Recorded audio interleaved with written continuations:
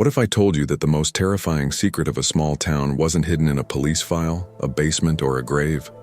What if it was hiding in plain sight, in the background of a Hollywood movie?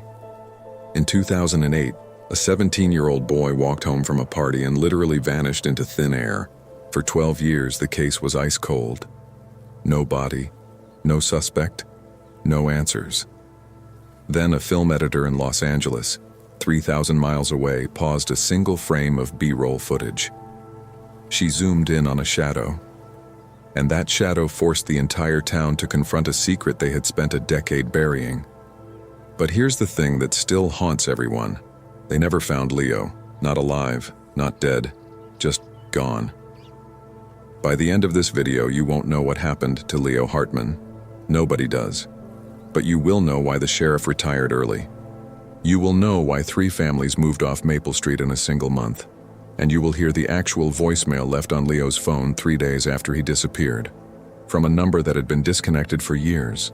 Stick with me, because the last 60 seconds of this video contain the one detail that the news anchors were too afraid to say out loud. The footage shows someone in the background, but when the FBI enhanced it, the person wasn't alone.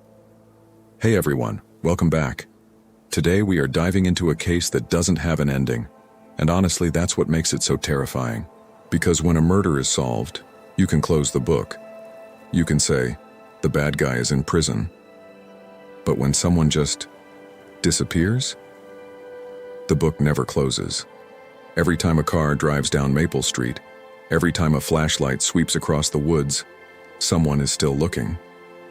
We are talking about the disappearance of Leo Hartman, 17 years old, vanished from Millbrook Falls, a town so quiet that the biggest crime in the previous decade was a teenager spray painting a dick on the post office wall. Or so they wanted you to think.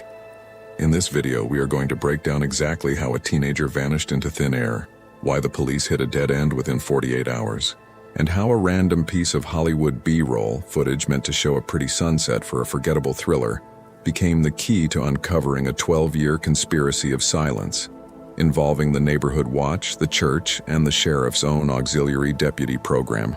But here is the thing. The footage isn't the solution. It's the question. It's a question that the town of Millbrook Falls still refuses to answer.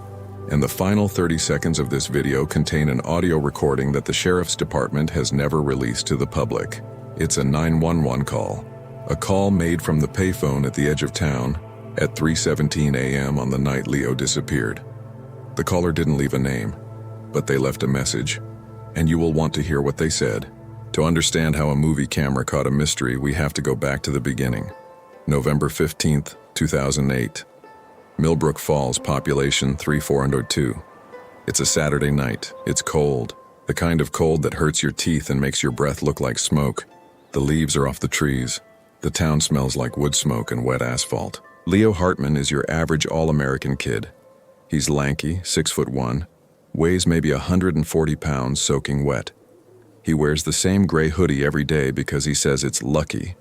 The hoodie has a small tear in the left sleeve from when he fell off his skateboard trying to ollie a curb. His mom, Eleanor, told him to throw it away. He refused. That hoodie becomes important later. Leo is a junior in high school. He's not a troublemaker. In fact, his teacher, Mrs. Alcott, described him as the kid who held the door open for everyone, even people he didn't like. His grades were average, B's and C's, but he was in the auto shop club. He wanted to be a mechanic like his uncle. He was saving up money from a part-time job at the local hardware store, where he swept floors and organized nails. That night, Leo was at a party at his friend Jake's house. Jake's parents are out of town for the weekend. Classic setup. There's cheap beer, Keystone Light, because they're 17 and can't afford anything better. There's a burned CD of Linkin Park's Minutes to Midnight playing on a loop. Someone brought a Guitar Hero controller, and there's a heated argument about who gets to play Through the Fire and Flames on Expert.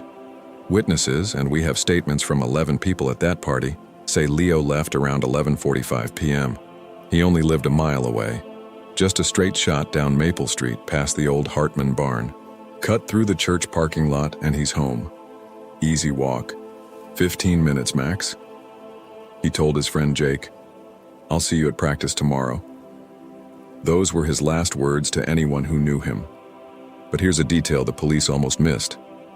Leo's phone battery was at 12%. He had forgotten his charger at home. So when he left the party, he turned his phone off to save the battery. That's why the cell towers never pinged after midnight. He wasn't avoiding calls. He was just being a forgetful teenager. The next morning, Leo's mom, Eleanor, calls the police at 7:32 a.m. His bed hasn't been slept in. His shoes are still by the front door, except for the sneakers he wore to the party, which are missing. She calls his phone. It goes straight to voicemail. She calls Jake. Jake says, "He left hours ago, Mrs. Hartman. I thought he was home." Now, in a big city, the police might shrug and say, "He's a runaway. Give it 48 hours." But in Millbrook Falls, this is an earthquake.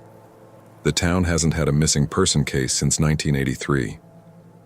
When a hunter got lost in the state forest and wandered out 3 days later with a story about a bear. Within 2 hours, 60 volunteers are searching the woods. They're dragging the creek behind the high school. They're checking dumpsters behind the gas station. They're walking through the cornfields with flashlights, even though it's November and the corn has been harvested. Nothing. Here is where it gets weird.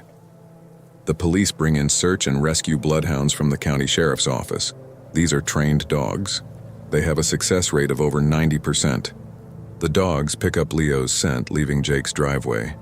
They follow it down Maple Street, past the old Hartman barn, past the church, past the stop sign, and then the scent stops. Dead stop. Right in the middle of the asphalt, between the church parking lot and the last streetlight before the woods. No car tire marks, no blood, no signs of a struggle, just nothing. The dog handler, a guy named Ray who has been doing this for 20 years, tells the police, "It's like he got picked up by a helicopter. The scent just ends." That's when the UFO theories start, because when people have no answers, they make up wild ones. For months, the town's diner conversations are dominated by the Maple Street abduction. But the reality is much darker. See, Maple Street isn't just a road. It's the main artery of Millbrook Falls. It connects the high school to the downtown area. And on that night, November 15th, there was a specific reason Leo might have felt safe walking alone. A reason that ironically would lead to his case going cold for over a decade. Leo wasn't afraid of Maple Street because the neighborhood watch captain George Thornton patrolled it every night. At 10 p.m., midnight, and 2 a.m. George was the guy with the flashlight. George was the guy who waved at you from his porch. George was the guy who had a police scanner in his kitchen and knew every officer by their first name. Leo thought George was a friend, and that's exactly why he might have gotten into a car that night. But what happened after that? Nobody knows, because George Thornton has never told the same story twice. For 6 months, the investigation goes absolutely nowhere. Detectives interview everyone at the party. They interview the creepy guy who lives in the trailer by the railroad tracks. They interview the math teacher who gave Leo a B-. They even interview the pastor of the church, who says he saw nothing unusual that night. Everyone has an alibi. Everyone is clean. The lead detective, a man named Detective Hollis, pushes for a more thorough search of the woods behind Maple Street. But the sheriff, Vernon Cross, shuts him down. "We don't have the budget for a grid search," Cross says. "The dogs didn't find anything. He's probably a runaway." Eventually, the case file gets shoved into a drawer in the basement of the police station. The missing person posters on telephone poles fade from bright yellow to ghost white. The Facebook page called Find Leo Hartman stops getting new comments. Leo becomes a ghost story. Local kids dare each other to walk down Maple Street at midnight. If you listen close, they say, you can hear his skateboard wheels, you can hear the click-clack of the wheels on the cracks. Fast forward, 12 years. It's 2020.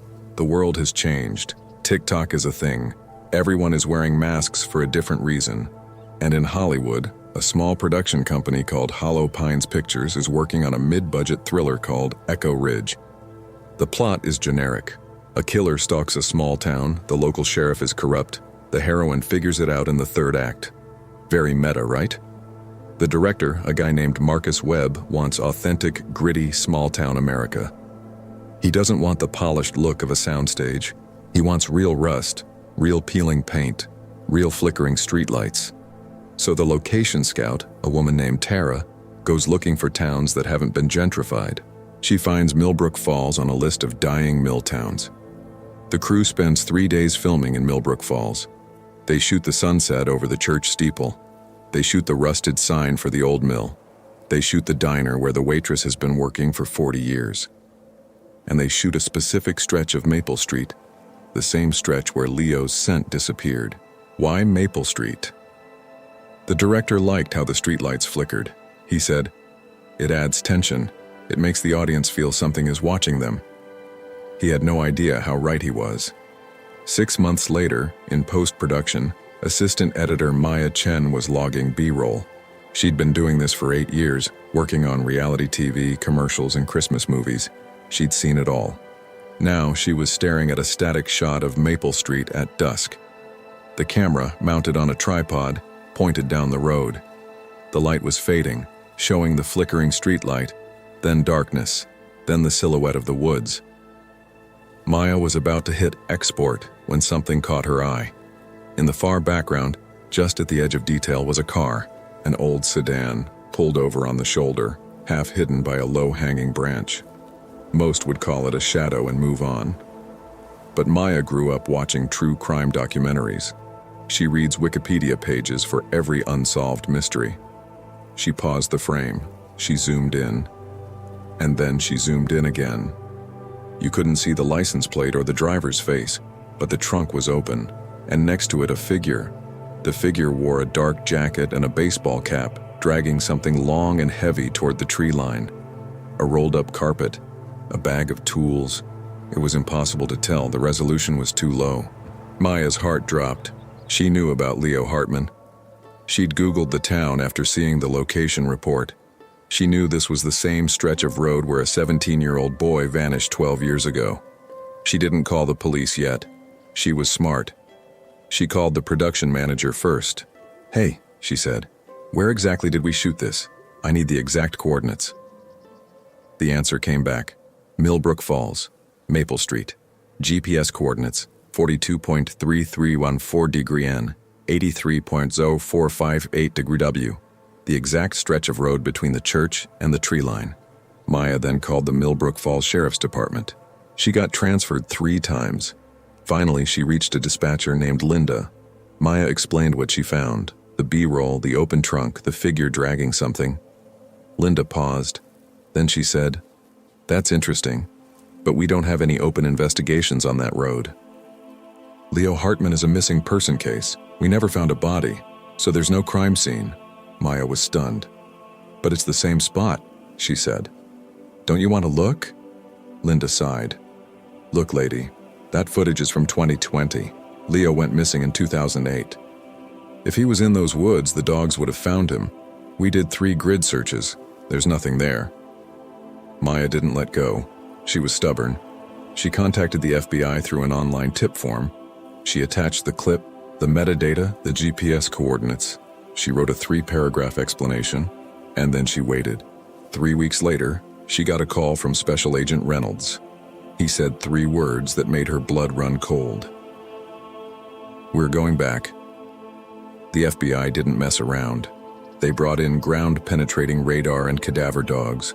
They searched every inch of the tree line behind Maple Street, the same tree line where Leo's scent disappeared in 2008. They found nothing.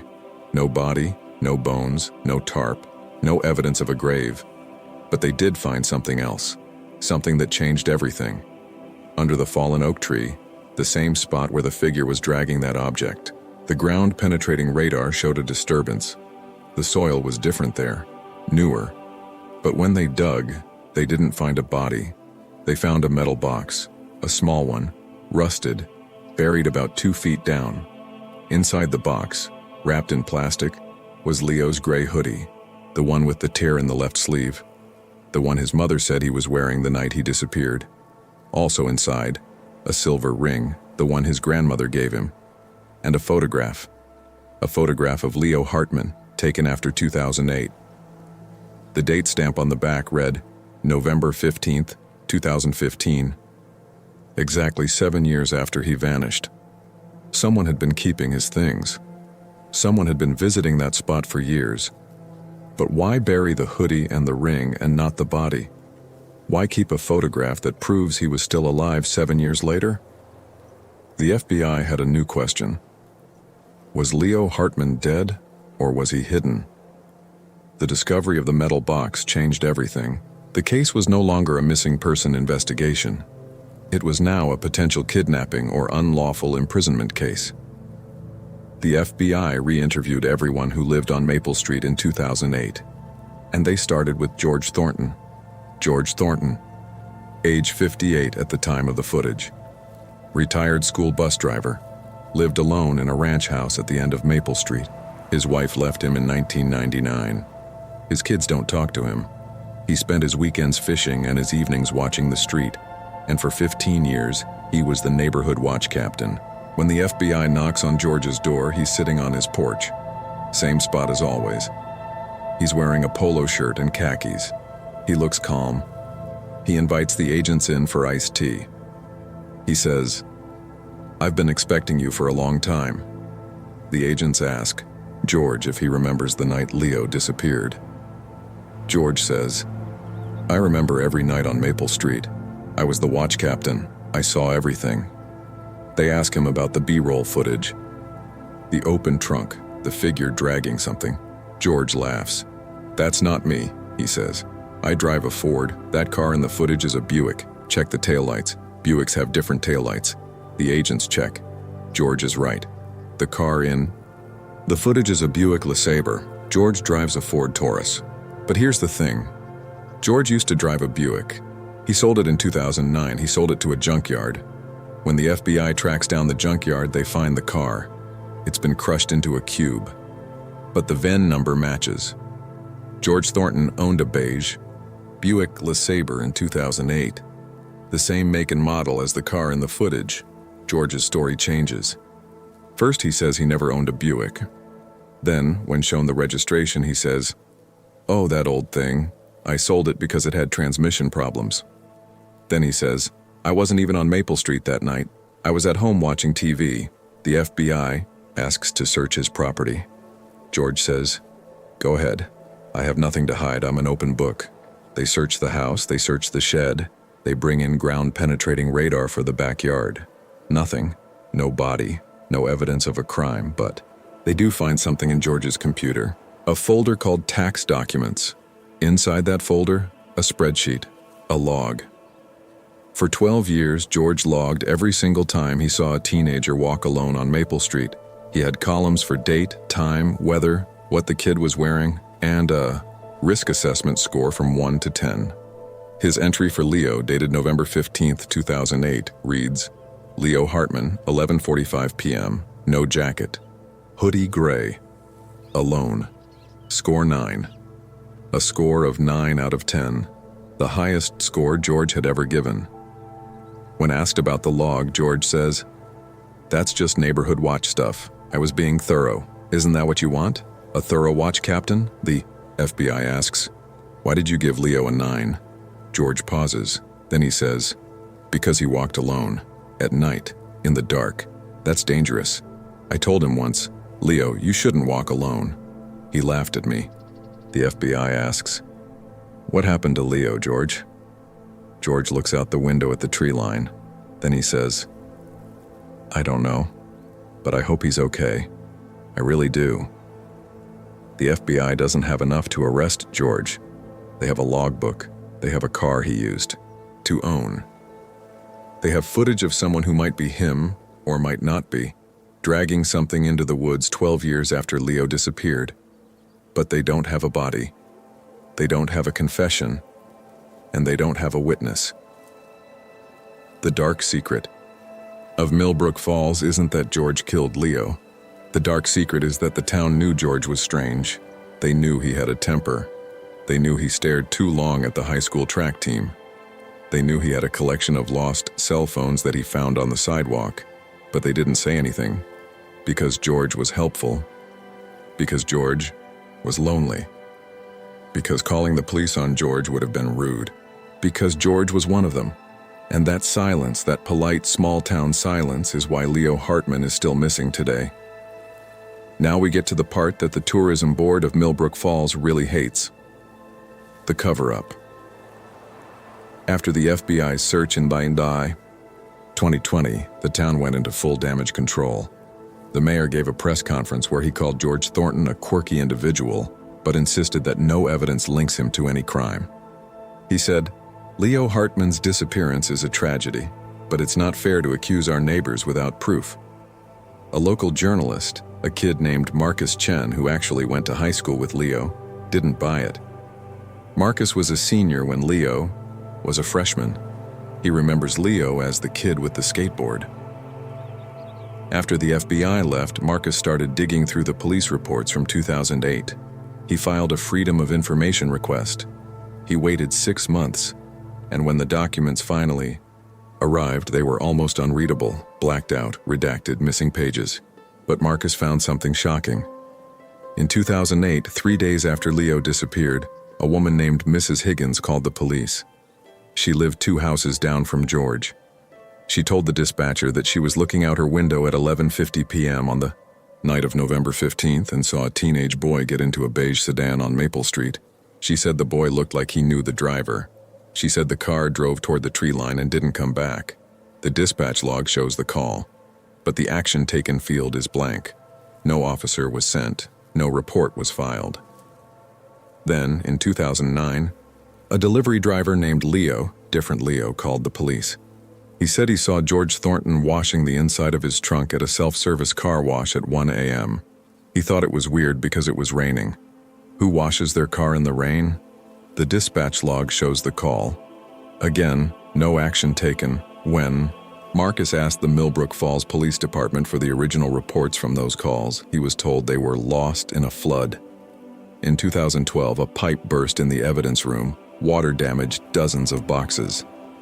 The department says the reports from 2008 and 2009 were destroyed. Irretrievable. Marcus didn't believe it. He filed another FOIA request, this time for the maintenance records of the evidence room. He wanted to know if the pipe burst was actually reported. The records showed that the pipe burst was reported on a Tuesday, but the evidence room had been temporarily closed for reorganization the Friday before, which means someone moved those boxes before the flood.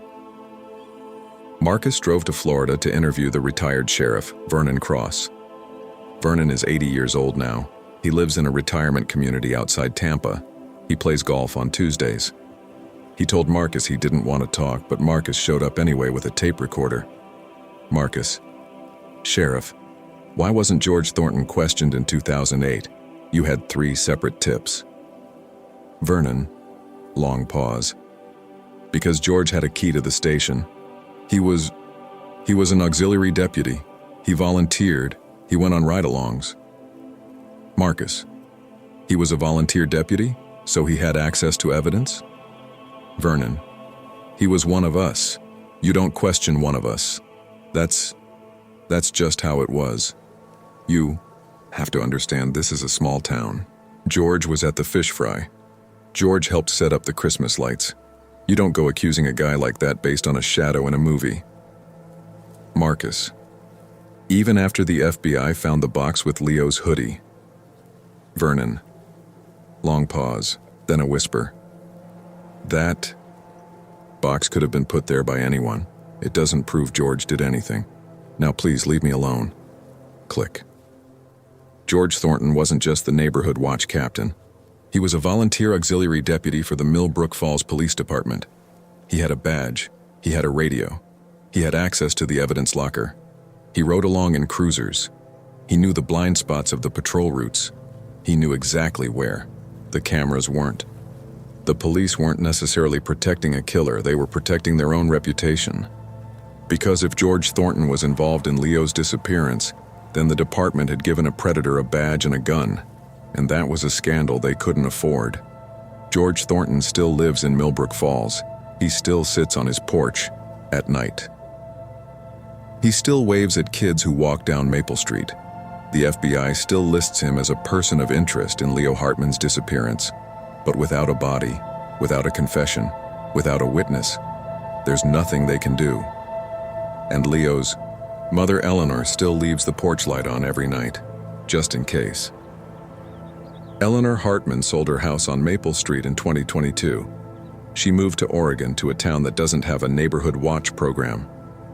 She told a reporter from the Oregonian, "I couldn't look at those trees anymore. Every time I drove past the church, I kept seeing George's porch light. I kept wondering if Leo was still out there somewhere, alive, hidden, waiting for someone to find him." As for the movie Echo Ridge, it was never finished. The director, Marcus Webb, said he couldn't look at the footage the same way. But the B-roll, the 10-second clip that Maya, the editor, found, that footage is now part of the FBI's cold case file. It's never been released to the public. The FBI says it's ongoing investigation material. The photograph found in the metal box, the one dated November 15, 2015, has never been released to the public. The FBI says it's too disturbing and could hinder the investigation. But sources close to the case have described it. It's a photograph of a teenage boy who looks like Leo Hartman. He's older, maybe 24 years old. He's standing in a room that looks like a basement. Concrete walls, a single light bulb. He's holding a sign that says, "I'm still here. Help me." But the FBI can't verify if the photograph is real or a hoax. The paper it's printed on is standard photo paper. The ink is consistent with a home printer. There are no fingerprints, no DNA, just the image. And here's the detail that haunts everyone who has seen it. The boy in the photograph is smiling. Not a happy smile, a terrified smile. The kind of smile you make when someone is pointing a camera at you and you don't know if you'll live to see tomorrow. Leo Hartman has been missing for 18 years as of this recording. His mother still calls his phone every year on his birthday. The number has been disconnected for over a decade, but she says, "It makes me feel like he's still out there, like maybe one day he'll pick up." George Thornton still lives at 447 Maple Street. He still sits on his porch at night. He still waves at people who walk by. He has never been charged with any crime. He has never taken a polygraph test. He has never given a formal interview to the police without his lawyer present. The Hollywood footage didn't solve the case. It just made people look. And once they looked, they couldn't unsee the questions. Why was that trunk open? Who was that figure? And why, after 12 years, did someone bury a box of Leo's belongings under that tree? Maybe Leo is dead. Maybe he's alive. Maybe he ran away and started a new life. Maybe he's still in Millbrook Falls, hidden in plain sight. The truth is, nobody knows. And that's the scariest part of all. If you want to help keep Leo's memory alive, and maybe, just maybe, generate a new lead, I have linked the National Missing and Unidentified Person System database in the description below. Leo Hartman's case is still open. The FBI still has a tip line. If you know anything at all, about a beige Buick LeSabre, about a neighborhood watch captain named George, about a boy who vanished from Maple Street in 2008, please speak up. Also, I want to hear from you. Look at your street right now.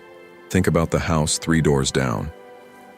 Do you have a George in your neighborhood? Someone who seems too helpful, too perfect, too interested in the comings and goings of kids? Drop a pin on the map in the comments, just a general location, no addresses, and tell me what feels off. You never know what someone might notice.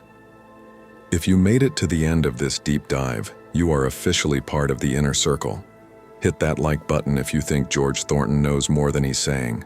Subscribe and turn on the notification bell because we are digging into the pizza delivery disappearance next Thursday, and trust me, you will never order takeout the same way again. I'll see you in the next one. Stay curious, stay safe, and keep your eyes on the background. You never know who might be watching.